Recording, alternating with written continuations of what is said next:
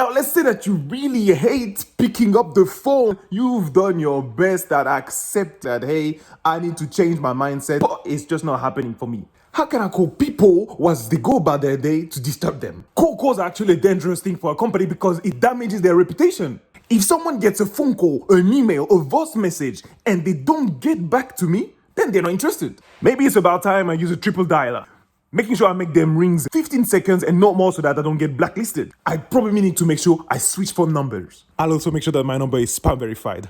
But in the end, it's not because it's not working for us that it's not working at all. So what statistics shows is that 69% of new salespeople got in touch with buyers via cold call.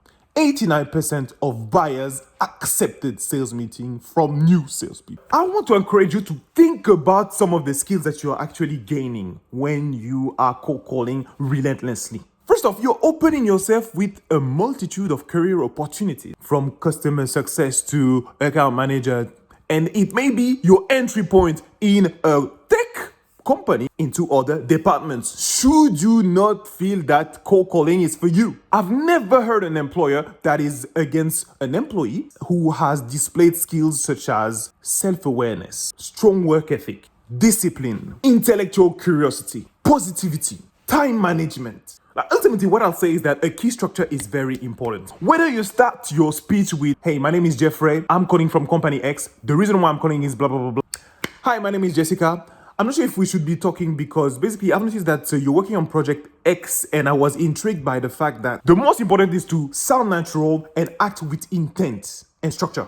It's really hard to wing cold calls. You have to be specific about what you're asking for. So guys, cold call is not dead. Make sure that your practices are not dead at all. Believe in yourself, believe in what you do, trust the process.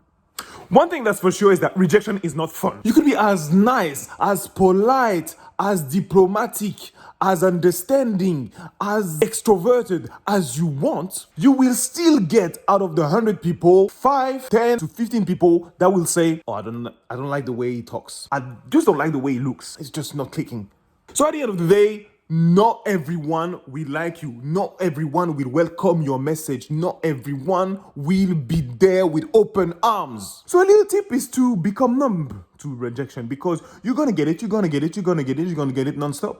And once it's become a habit, then you'll be in a better position to face rejection, embrace it, and make meaningful conversations. I genuinely believe that it has to become a habit. Like for instance, do you remember the first time you had to wake up at 7 a.m. for your first 9 to 5?